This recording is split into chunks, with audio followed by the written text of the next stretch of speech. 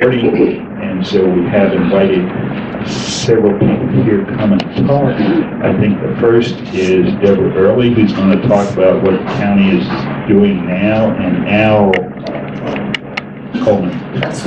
And then after they make their presentation, I'd like to have a few questions, and then we'll move into Dale and Patrick McGinnis, who have another option they want to talk about, and then after that, we can all ask questions and better understand what's going on. And it's up to you whether or not you feel informed enough to make any recommendations or suggestions or decisions. And so with that, Andrew, unless you know Deborah, I don't know you talk to her. I can't do your job, but I talked to Deborah and she's going to come and help us understand what their thoughts are in terms of this video recording. Commissioner meetings.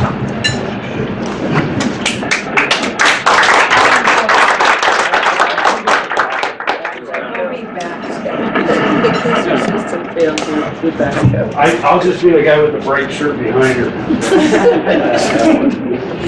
He's the one who's going to try and help me stay awake since I've got a little bit of jet lag, so I apologize if I stumble over my words this morning. I don't have an official presentation to give to you. It's more just a hopefully simple explanation as to what we've been looking at now for a little over a year, I believe it has been.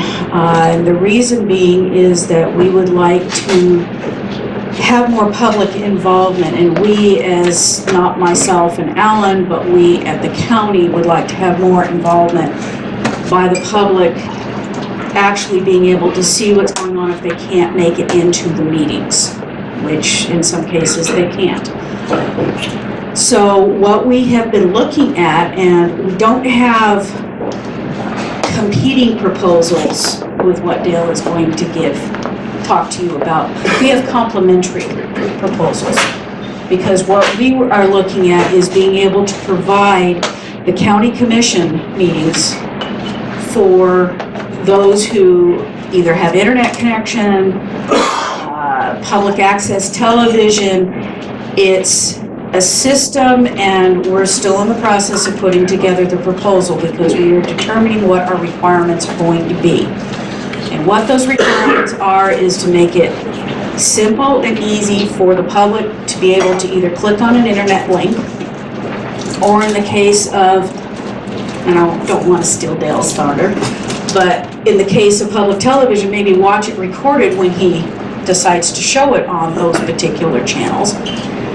I'm only concerned with the commissioners' meetings at the moment. That doesn't mean any of the proposal or any of the meetings that take place in our boardroom won't qualify for this. But essentially what we're trying to do is show it live on an internet link. There are several government entities, Spokane is one, Kirkland's another, that already do this. And it's going to be an appliance of some sort. Yes, we've been looking at a couple of vendors, but we still have to put out the proposal. We're not locked into a single vendor, excuse me, at this point in time. We want to be able to take whatever they're seeing in the boardroom, as if you're sitting there, present it on the internet, and you can also watch it recorded later if you choose to, instead of being just live. If you go out to the city of Kirkland and take a look at their council meetings that they have, you will see the similar system of what we're looking at. If you want to watch all 4 hours of a meeting, feel free. If you only want to watch, hey, on that left-hand side is the agenda, and I just want to see 2 hours and 5 minutes into it where they talk this particular item, you click on that, it takes you right to that spot in that meeting, so that you only have to listen to that particular portion of it. Stephanie already does this on YouTube. There are several problems with doing it on YouTube. Number one, we don't have control over anybody downloading that video and changing it around. You've already talked about cybersecurity this morning. Trust me, that's our worst nightmare. is cybersecurity. One of the things that we are having to deal with on a daily basis. We want to make sure that the meeting that you are watching is actually the meeting that took place and not somebody's edited version of it. And I'm not saying Stephanie's meetings have been altered by any way, shape, or form, but that doesn't mean they can't be. What we would like to have is unlimited access, unlimited storage, unlimited users. If we host it at the county ourselves, that means every one of you in this room, just as an example, would take up bandwidth or some of that pipe. Think of it as a freeway. And there's only so many lanes in that freeway. Think of downtown Seattle. Okay? That's how congested it would be, and everybody trying to come in to take a look at that meeting or watch it would cause a problem. So what we are looking at is an appliance in the boardroom that would one stream up to a content provider. And they've been doing this for years. We've been kind of looking at the different options that are out there and everything that we would like to have to go with it, including closed captioning. Well, that one's going to be a little bit more dicey on the closed captioning. But we've been finding different solutions for being able to do that. Does this kind of make sense as to what I'm talking about? Because if we stream it up and you guys are hitting all of this content provider, they're providing that bandwidth, not us. And that's what we're looking at. They also provide unlimited users. So whether it is somebody here in Port Angeles, Fort, somewhere in the county that wants to look at it, or somebody elsewhere, Oregon, Idaho, back east, people who used to live here that are curious on what's going on, they can also download it or potentially watch it live of whatever's in there. Did I miss anything, Alan? No, I don't think so. I think in the general purpose, if you want to look at it, what we're really doing is a single stream up to a content provider that then the public would actually get their streams from.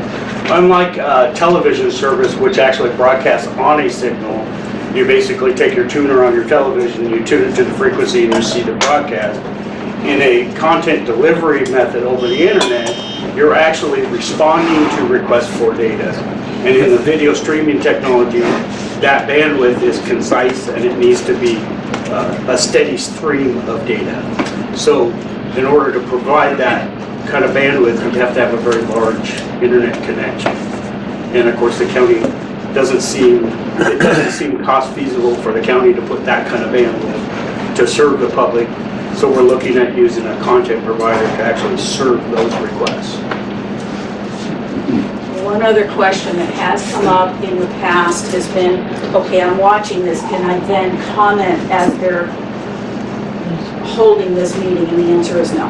This is a view only, because in order for you to comment, we'd have to have you actually coming back into the county to do those comments. Any questions? Yes, sir. If you're using an external provider, I assume there's some cost associated with that. If you could give an idea of that, and also how that feeds into the obstacles to potentially providing this for other boards. For example, today there's a meeting of Board of Health. I understand the county commissioners are the most important, and you properly focus on that first. It would be nice if other boards that are county appointed would eventually also become available for people who during the daytime are not able to attend in person. And I'm just trying to get an idea how costly that would be and what the obstacles are to expand that. Okay. As far as the cost is concerned, right now we're looking at about a $10,500 bill, which is extremely cost effective for us. What was that? I can break that. So the actual proposal that was put before the commissioners You in the got the work quote, session. I haven't looked at Yeah, it since I've been on vacation. The quote before the commissioners was basically the appliance or encoder appliance which streams the service, had a flat fee of somewhere around $4,000. The monthly recurring cost to the county would be $500 a month. The quote that we received included unlimited county body meetings. That means anything that is a county-driven meeting could actually potentially go up that stream. So the way that technology works is it streams off this encoder that'll be in the commissioner's meeting room. So technically, anybody in the commissioner's meeting room can stream the meeting up as long as it was a county body. In other words, it has to be a county hosted meeting. So if, from that I understand, if, for example, you were to add monthly meetings of the Board of Health or the Planning Commission, it wouldn't be a proportional increase, an additional $2,500 or $10,000 for each additional type of meeting that you would stream. The current proposal that was put before the commissioners was a $500 flat fee. I can tell you that I've talked to other vendors that would charge exorbitantly more and based on a bandwidth. The one proposal that we like the most is because it's unlimited. It's unlimited county meeting bodies. It's unlimited storage capacity. The website that they will deliver to the county website is searchable, text searchable, so you can basically type in a resolution or a statement and back will come all of the agenda minutes, packet information, and the video associated with whatever that person typed in. Which also helps us with our grounds requests. Thank you. Instead of having to try to just provide the audio recording that you probably call Trish for now, you'd be able to, it would be a time lag because it has to be encoded and then to save up there. The live is not the problem. It would be the encoding that takes how long? Well, it's basically the upload. What will happen is the meeting will record within that appliance and then upload to the stream provider. There'll be two things that are happening. There will be a live stream, but the problem with live stream is if there was a hiccup, we don't want the recording to occur at the host provider. If there was an internet breakage or connection or whatever. So what happens is the appliance will record locally. So you get a much high quality video recording. The video will stream, of course, on the internet live, but once the meeting is done, post-video processing would come into play, which would basically be any items of documents or whatever that are provided during the work sessions or the meetings could then be scanned, put in through an OCR path, and then distributed up with the content. So the editing potentially would include adding items, it would never include deleting something. There is no editing of the actual video or the audio. There would be no editing. The responsibility for the agenda content indexing would be done locally by whoever's operating. The clerk of the board. Yeah, currently the agenda is posted online as a PDF or a Word document. It would be no different. It would just basically be brought into the appliance so that it would make that video searchable based on the metadata that we delivered along with the video. Yes, okay, and someone would need to associate those items with particular points in the stream. Yes, during the meeting, there's a simple process through a live manager where they simply would double click on the agenda item and then it would encode the cue point within the video. How are graphs and other visual material during counseling?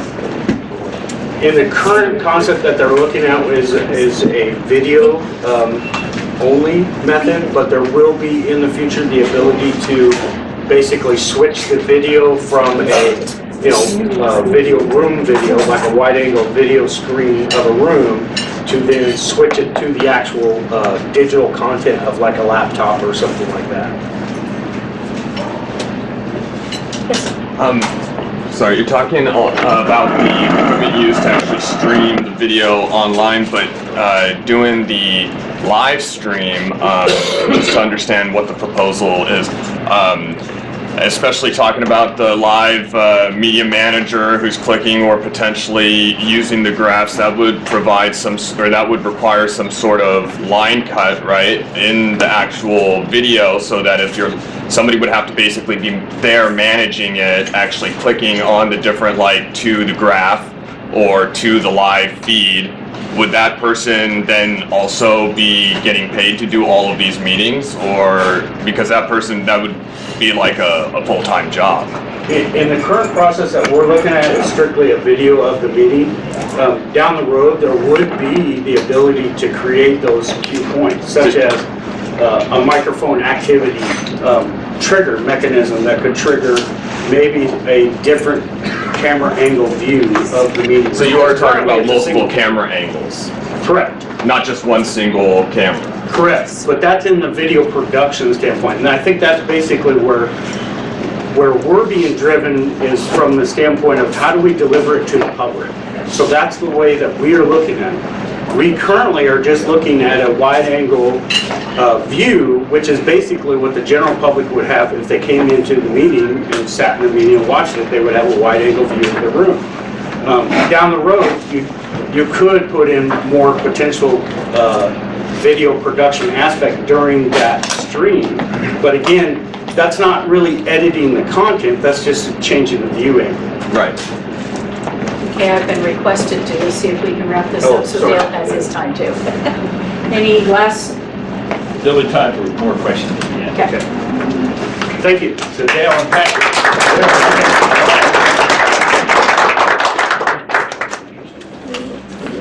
Thank you very much. I don't think this thing is working. I don't think I need.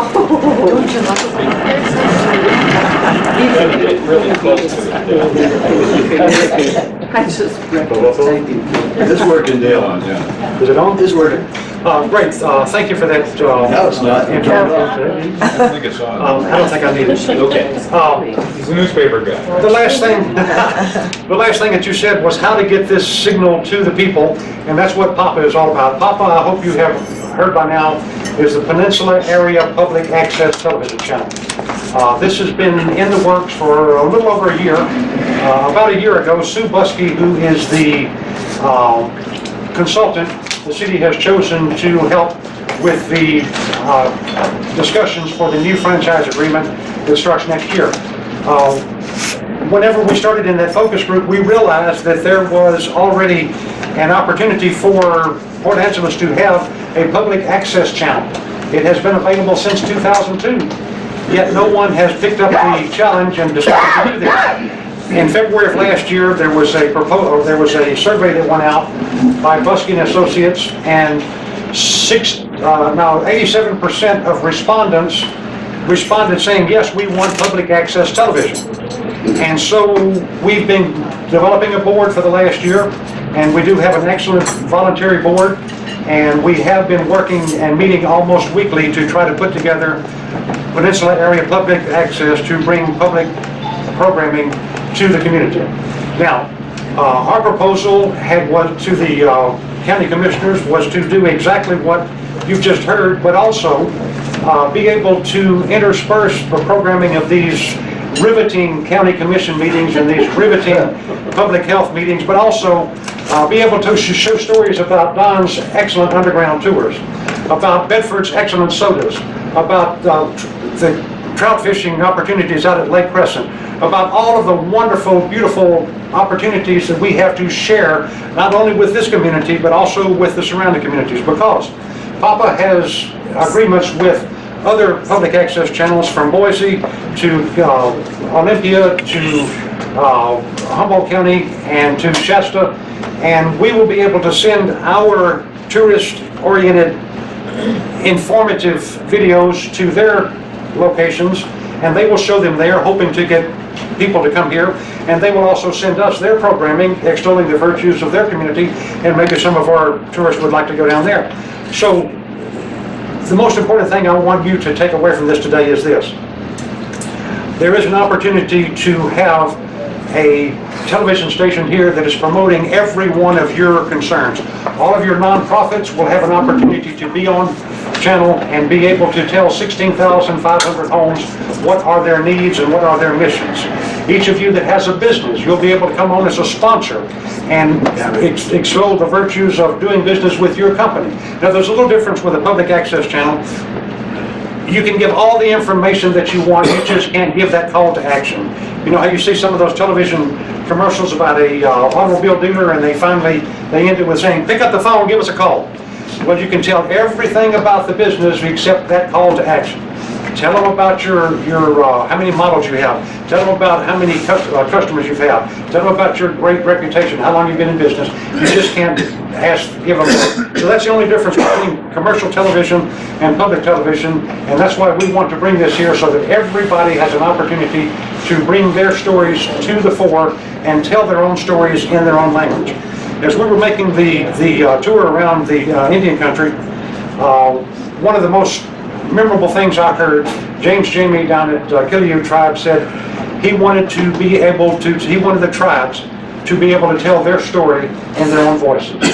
I'm pleased to say that we've had buy-in from the 3 local tribes that they will be providing programming and that we will attempt to join this community from Glen to the far west end and from Forks to here. We want to be able to make sure that this is a public access channel, that everybody in the county can tune in to their county meetings, tune in to all these other wonderful tourist availabilities, all of the nonprofits, even the faith-based community. And believe it or not, we already have an excellent infrastructure in place to provide the producers that we're going to need to keep this functioning for a long time to come. And that's the reason I've asked Patrick to come here to tell you a little bit about what he's doing. Patrick is from Southern California, where he has been in television there for a long time in production.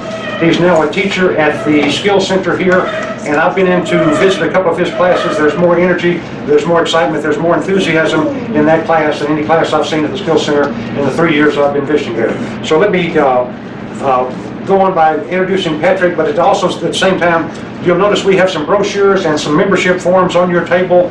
If you want to get involved and support pop-up, that will give you the information that you need. Please, just one second, let Patrick have his and we'll come back and answer questions. Here's Patrick McGinnis. Hi everybody, I know a few of you. This is my 3rd meeting that I've attended here at the Business Association. For those of you who don't know me, Patrick McGinnis. For 10 years, a little over 10 years, I was working in the television and film industry down in Southern California. I've been nationally awarded. I've won 2 Telly Awards. I've won the Synopsis Model D Award for digital media, and I've been nominated for a national Emmy for my coverage of the royal wedding in 2011 in London. And I've been working for NBC Universal, E! Entertainment, G4, Esquire Networks, and several production companies, including Imagine Entertainment, which is Ron Howard's production company. So I moved up here last summer, and I've been involved with the public access. I'm actually their technical committee chairman. And I wanted to come up here and also talk to you about our great partnership with Now My Class, the cinema and television production program at the North Olympic Peninsula Skills Center. Right now the program has been reinvigorated, and we have 12 students that are really excited and producing some great work. We've already started to generate a lot of interest in the community within the school district for some of the videos that we've already produced just in the 1 month since the class has begun. And we've already been commissioned to shoot things for the school district, like the PA Thespian Society, one of my students is doing a video on, and also like the bus evacuation drills and other training type corporate videos for them. But really it's exciting for me, coming from my background, to really be able to infuse the youth with that excitement and passion for the skill set, which I think is very, very important for, many reasons here, especially for their own community pride and confidence. A lot of the students have told me that they wanted to get involved in film and television, but just thought that there was no way. I grew up in a town smaller than this one, in Northern California, called Elwha. And I remember that in that town, it was the same sort of thing, that being in television or cinema seemed like this industry that was so far away that couldn't be really touched by a small town community. And then I went on to achieve such national success that I have achieved, and that's what I'm trying to bring to the students. One of the things that we're doing, partnered with the public access, is we're going out into the community and trying to shoot videos that really feature local businesses and local community events, such as the Lincoln Revitalization Theater Project. We're currently working on an hour-long documentary we hope to have up on the public access station. That really showcases the whole history and evolution of the theater, and really focusing on the history and evolution from 1916, when the theater was built, of Port Angeles, using the theater as kind of like a lens to tell that story. So we got a lot of interest in these projects, and already this semester is filling up fast. But if anybody has other ideas for videos or wants to come and talk to the class, and we could potentially shoot videos for some other events and stuff. That's really what I want to do, is have an educational opportunity for the kids, but then also have the videos that we produce have a life outside of the classroom and actually gets to service the community. Another sort of related note, I am also been hard at work in the very initial stages of forming a film commission that services this region, based out of Port Angeles and servicing the greater Olympic Peninsula. What a film commission is an organization that pretty much centralizes resources and incentives to attract films, major motion pictures, to actually shoot their films within the community. And this is projects from anywhere from $300,000 to $5 million that would come into the community, hire local crews, and you know, accommodate anything from accommodations to catering to, you know, props and everything. They'd be infusing that their budget into the local community. So I'm trying to gather interested parties that would like to be listed as resources in those on the website and whatnot, and also if there's anybody who's interested in discounting potentially items to attract people into the area.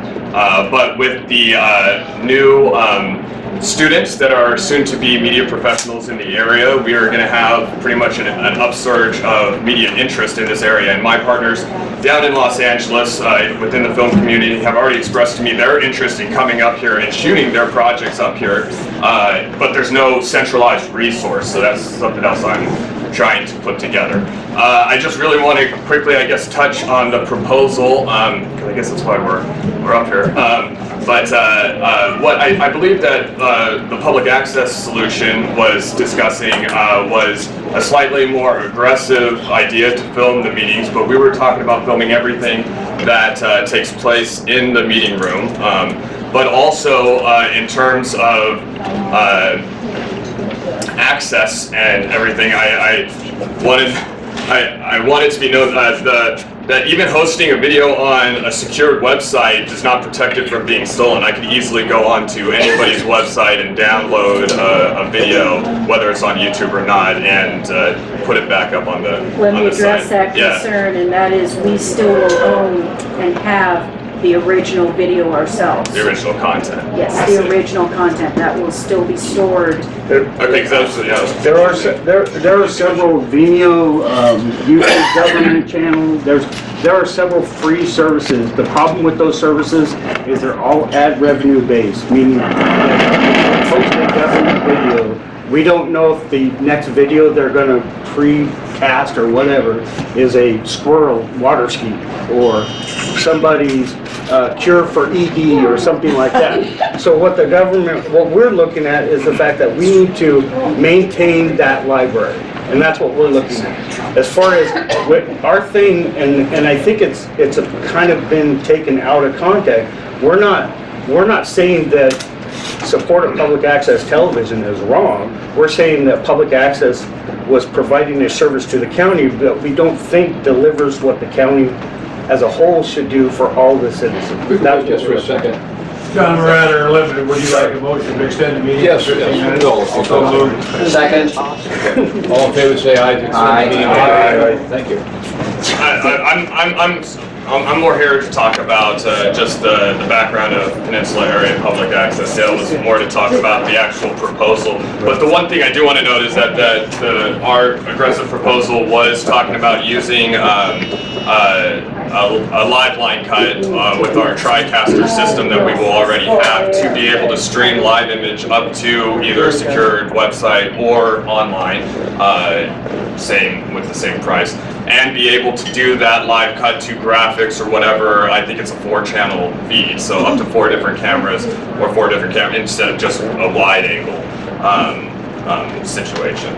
So those other pieces of equipment will be needed once you want to do something live or actually cut between different things. You will need to add equipment in addition to just the server that you're streaming to, the secured server. You'll need to add equipment that's also $10,000 to $20,000 on top of that, which Peninsula Area Public Access is already requiring on our own. So that's I did it with a laptop. I did my presentation with a laptop. And it was excellent. It's not, I'm not saying that your technology, but your technology is more for video editing. Our job is not to video edit it. Our job is to stream what is being presented in its whole, in its entirety. And our problem was that we need to maintain something that will continue past something that could possibly be turned off. Your public access channel is based on a grant or based on that could go away. It's a PEG agreement is what the city. Can I interject right here? Yeah. We are not competing proposals, we are complementary proposals, because you guys can tap into our live feed, you can tap into our taped one to be able to put it out there, and we're just talking to county commission.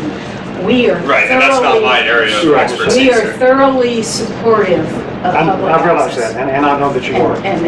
This is not a competing proposal. Here's where the competition comes in. The county commissioners are going to say, okay, we're going to fund this, or we're going to fund this.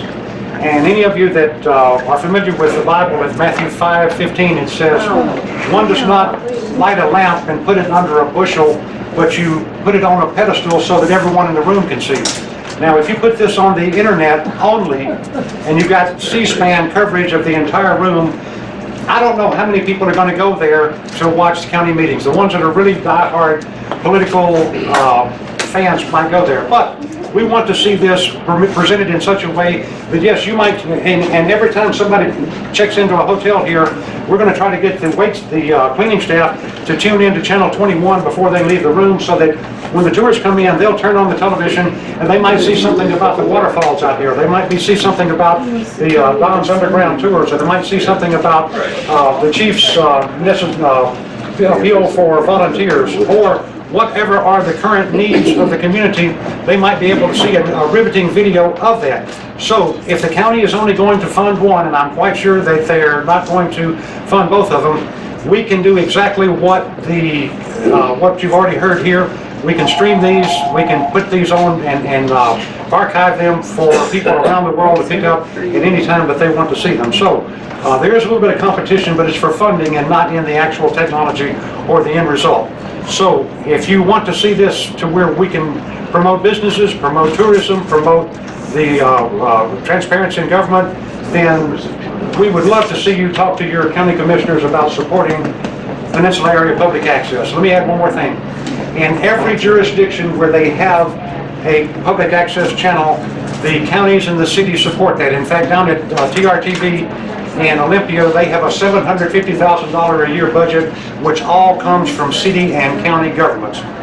We are going to have about a $150,000 budget. We do not anticipate one single dime from the city, and we're out here clawing for what little bit of support that the county might give us. So let's not put pop-up under a bushel. Let's put it out there so everybody can see it, and everybody in the community can enjoy it and profit from it. We don't mind profiting from public access, because if we can promote your businesses and get more tourists to come up here and stay longer, everybody in the community is going to benefit from it.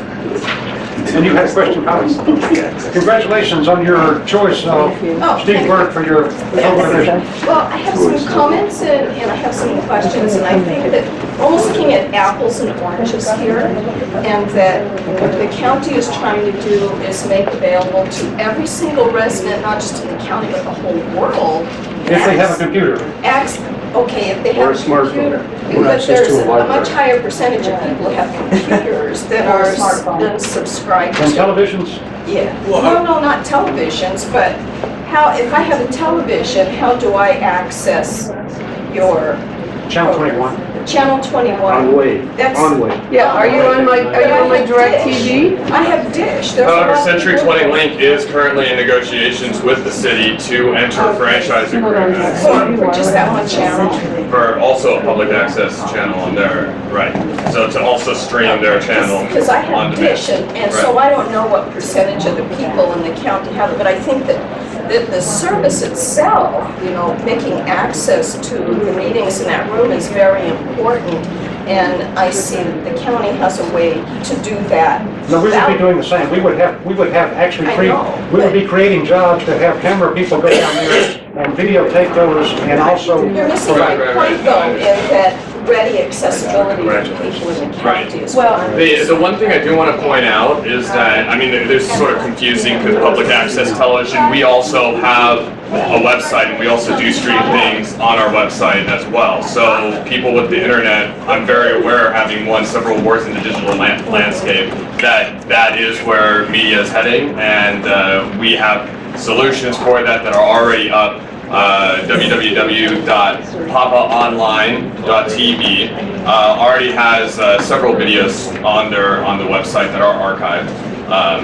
And yeah, we have used YouTube and also embedded our own videos using our own server. Could you talk about funding? Yes, well, right now, I mean, Dale would be the best one to do that, but we have currently already got some of our money from the franchise agreement that was established in 2001 with Wave Cable in the city. So that is currently being paid out to us. I know you want to take over. Yeah, there was, within the franchise agreement, it's actually 2002, there was money made available from Wave Cable to purchase equipment only. So as far as printing cost, which the board members have gone into their own pocket to cover, and light, gas, and water for our studio is all going to come from the community, from people like you. And so that's part of the reason that we have made this proposal to the county, would be to not only pay for services provided, which is to cover their meetings, but also to pay for some of these camera people to create some jobs for the camera people and for the editing people that want to come by and learn the trade and be able to produce their own videos.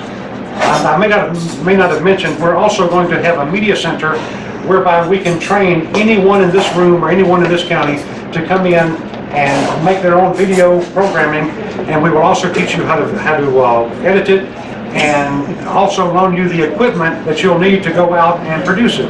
So this is going to be a fully functional media lab, public access channel, and an opportunity for all of you to tell your stories in your own voice. Right now we're depending on the community for, if you'll notice the applications on your table, you can be a member for $50. If you have a company that you want to, or a corporation that you want to sponsor, it'd be $300. And this allows you to sponsor your own programming and also to have your name listed on the credits at the end of each program that comes on. Not each program, but several times during the day, your name would be, your company or your name would be mentioned, just as you see it on PBS now. Yes, ma'am. Now, this is very similar, in my mind anyway. Northland Cable, it was Northland Cable prior to Wave bypass. They had, what was that called? Northland Cable News and Channel 3 Advertising, which together is similar to what you're proposing. And to me, it almost seems like with Wave Broadband funding this, they're trying to bring back the same local programming they had through Northland Cable of 28 years ago. And that in itself was very mediocre. So I'm not seeing anything here that says, wow me. And I'm sorry, that's just my, because what you're telling me is the same thing we just got rid of. The other thing is, with all of your credentials, why are you in Port Angeles? Because I love it here. I actually moved to, and I've addressed this actually at the business association meetings before. But my fiance and I want to start a family. Working down in NBC Universal, 60 hours a week just wasn't cutting it, so wanted to get out of the concrete jungle. Narrowed it down from 20 cities across the United States to 2. It was Port Angeles and Asheville, North Carolina. Port Angeles won. Wow. And I think we want have to... time just for one last question too, John. Go ahead. Was there a question in there? Oh, not a question. Okay. Did anybody else have a question? Do give us another look. Visit us at papaonline.tv. Fill out your membership. Send us a check for $50 if you're a corporation, or a nonprofit $300, and we will get you the exposure that you need. We hope to be online and broadcasting by May 1st of this year. All right, thank you.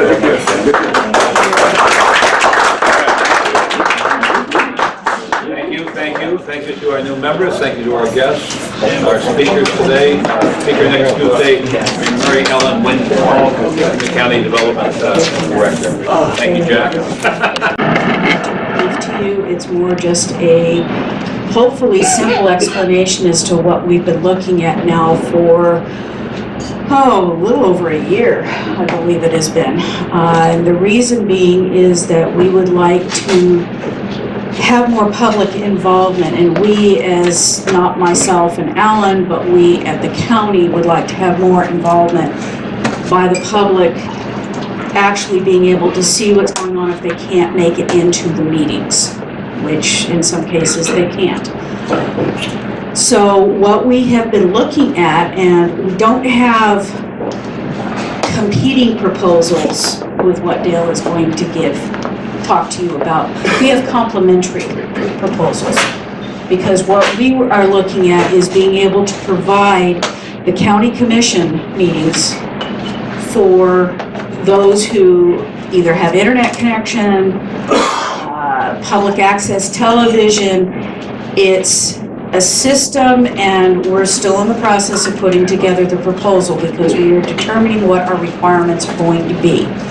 And what those requirements are is to make it simple and easy for the public to be able to either click on an internet link, or in the case of, and I don't want to steal Dale's thunder, but in the case of public television, maybe watch it recorded when he decides to show it on those particular channels. I'm only concerned with, Stephanie already does this on YouTube. There are several problems with doing it on YouTube.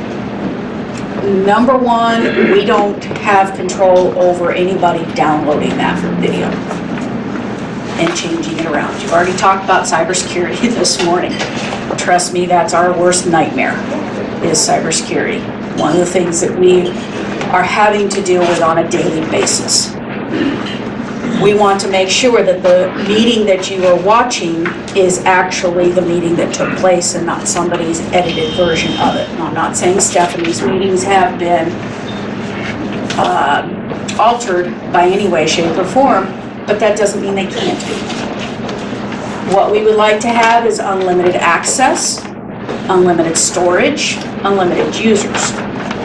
If we host it at the county ourselves, that means every one of you in this room, just as an example, would take up bandwidth or some of that pipe. Think of it as a freeway. And there's only so many lanes in that freeway. Think of downtown Seattle. Okay?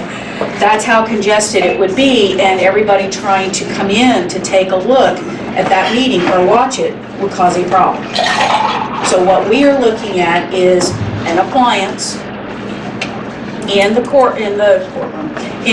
boardroom that would one stream up to a content for the commissioners' meetings at the moment. That doesn't mean any of the proposal or any of the meetings that take place in our boardroom won't qualify for this. But essentially what we're trying to do is show it live on an internet link. There are several government entities, Spokane is one, Kirkland's another, that already do this.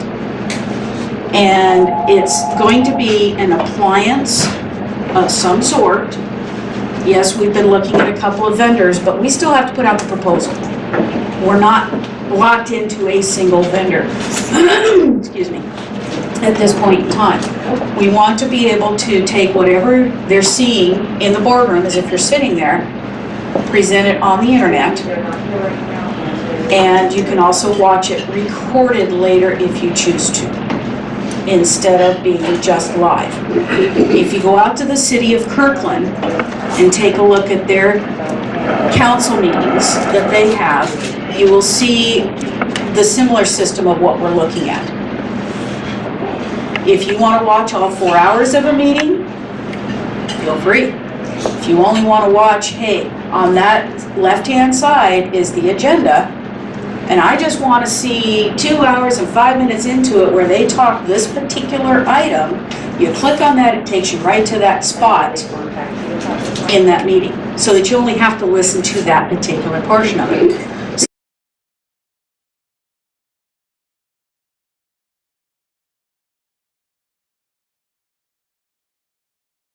And so we have invited several people here to come and talk. I think the first is Deborah Early, who's going to talk about what the county is doing now, and Al Coleman.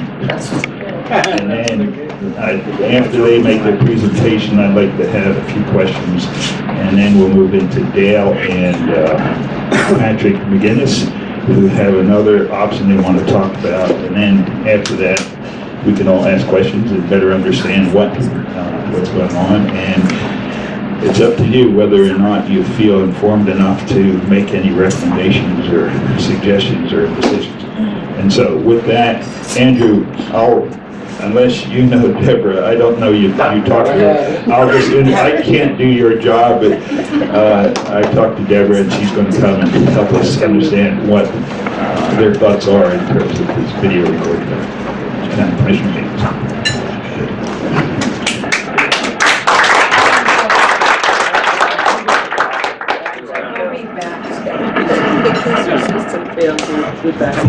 I'll just be the guy with the bright shirt behind her. He's the one who's going to try and help me stay awake since I've got a little bit of jet lag, so I apologize if I stumble over my words this morning. I don't have an official presentation provider. And they've been doing this for years. We've been kind of looking at the different options that are out there and everything that we would like to have to go with it, including closed captioning. Well, that one's going to be a little bit more dicey on the closed captioning. But we've been finding different solutions for being able to do that. Does this kind of make sense as to what I'm talking about?